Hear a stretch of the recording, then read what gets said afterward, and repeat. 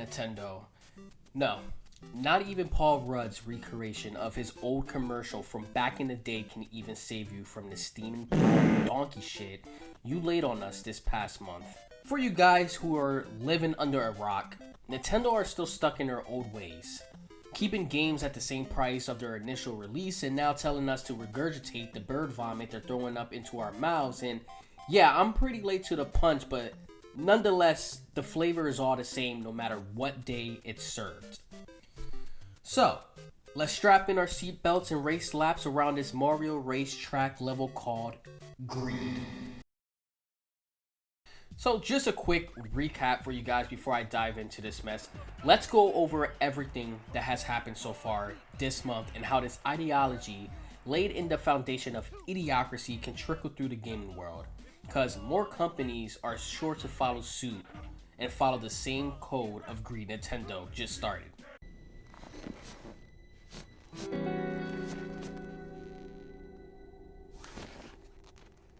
Oh, poop.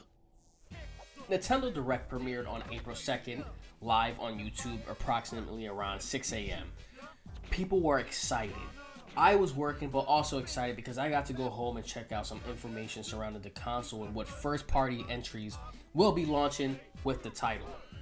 Once I got into my car and drove home to look at what reactions may be, to my surprise, it wasn't good.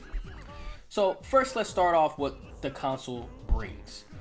On Nintendo website itself, Nintendo Switch 2 comes with the following. The Switch 2 console, obviously, Joy-Con 2 controllers, left and right, Joy-Con 2 grip, Joy-Con 2 straps, Nintendo Switch 2 dock, ultra high speed HDMI cable, Nintendo 2 AC adapter, USB-C charging cable.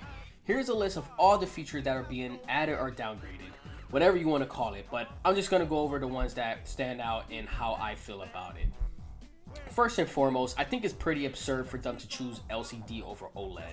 There's no way you can convince me that an LCD screen is better than an OLED in my opinion, and please prove me wrong in the comment section below if my information is incorrect, but are OLED screens energy efficient? Would it not make sense for them to actually go with an OLED rather than a LCD screen? LCD screens were literally the cheaper option for them just so they can charge a bit more, but the console price isn't my main concern. I love that they're allowing backwards compatibility, but why in the hell is Zelda Breath of the Wild priced at 70 bones with DLC being an additional 20 bucks? Why, Nintendo? Have you been so far up Mario's ass that you've been high off his fucking pizza farts? Is the pipes in your frontal lobe messed up, or do you have a bunch of Donkey Kongs in your brain working overtime? I'm frazzled and confused by this approach of anti-consumerism. Seriously, this case particularly isn't even because of the terrorists either. It's pure greed. Let's not forget that the retail price of their initial release of all their games are firm at launch. No discounts whatsoever. Hell, I finally bought Mario Odyssey last week, and guess what? $59.99, baby. An 8-year-old game. And did I mention Game Chat? Oh yeah, it's locked behind a damn paywall. Yeah, the button that is on the Joy-Con that you can use to activate the function is useless unless you're coming out of your pockets giving Nintendo some of your gold coins. Last but not least, as good as the new Donkey Kong game is looking, and God, it looks so good. I wanted a Donkey Kong game for so long. It is not worth 80 to 90 bones, man. Mario Kart is barely worth $69.99, let alone 80 bucks. They hype all these new functionalities as if it's some new revelation within the gaming community. Their very own philosopher's stone that will help shape the world of gaming forever. No, it's a price hike and outdated tech that should have been a thing in the past. Now, I like the specs. I am not all about graphics, no. But I just believe that they're making it seem as if they've invented something profound and new and are blowing smoke up their own ass. Why are they flexing Mario Kart with an open world design as if it's GTA? Or GTA didn't do it 2 decades ago. If I can't pick up Princess Peach, spend my coins on her and get some Peach, and then beat the coins out of her and drive off, then I ain't spending no 90 bucks. And let's not forget the Nintendo fanboys sticking up for this shit, saying it's the same price as video games back in the day. Because, yeah, it is, but it does not outweigh the cost of living and the minimum wages we're making. I think it's cool that they're able to bring in third-party games for their console, but claiming it'll run more than 30 frames is bullshit.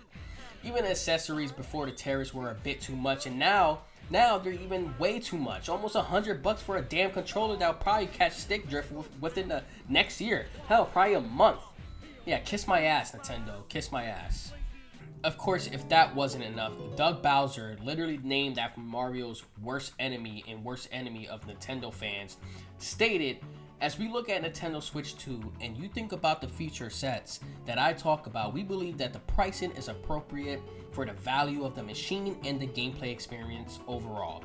We recognize that there are some people that may not be able to afford the Switch 2's price point. That's why we wanted to make the other Switch 2 platforms available, so people still have an opportunity to come into our gaming universe, be a part of these characters in these worlds, and see the value, if you will, in whatever rung of the platform they come in." Which is ridiculous considering the fact that the hardware and games itself will become completely outdated.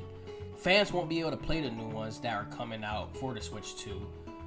Then to state this, while the new accessories are increased by 145% on tariffs, is insane. To add even more insult to injury, scalpers are getting their grubby ass hands all over the Switch 2 and auctioning them on eBay for thousands and thousands of dollars, just like the PS5, increasing Nintendo stocks and sales. But it's fantastic that people are coming together on eBay to combat scalpers and prevent them from making sales any further. But Nintendo, along with many first-party companies, need to do better with these kind of situations, as this is still getting out of hand and quite frankly is pathetic.